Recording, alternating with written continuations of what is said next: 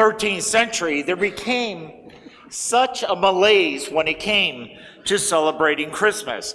Christmas was seen mainly as a historical celebration. And yet, the Christmas event is supposed to be more than just a historical event. It is supposed to be an event that affects us. So, in approximately the year 1223, St. Francis thought, I need to do something about this. And so what he did is he had a nativity scene.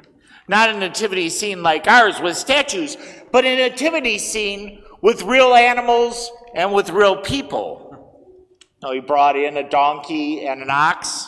He got people to play the different characters in the nativity. He even convinced the mother to give him her child to use as the baby Jesus. And from what I understand, the child behaved. I would not have taken that chance. But it was to be able to allow people to enter into the experience of the nativity, to see the people there, to be able to hear what would have been happening. You know, even with the animals, they were to be able to smell what was going on. He wanted them to enter into the experience of Jesus Christ being born. That it not only be a celebration of historical significance, but it becomes a celebration in their very hearts, in their very minds. And so that became the custom of having a nativity scene. You know, after that point, there were many artists of his time then that painted paintings about the nativity. Statues like ours were starting to be made for people to come into churches to experience the nativity. That the celebration of Christmas is not just something that we see in the past, but it is something that affects our hearts. To affect our hearts. You know, we hear in this story today about the birth of Jesus and about them traveling for the census and then finding an inn that did not have room for them.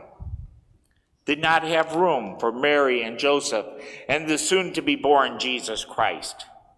And so he had to be born in a manger, that there was no room for Jesus and his family at the inn. No, the inn could be a representation of our very own hearts.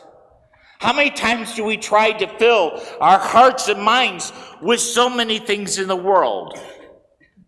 You know, it could be trying to fill our lives with TV, music, money, possessions, our job, the celebrations, one party after another.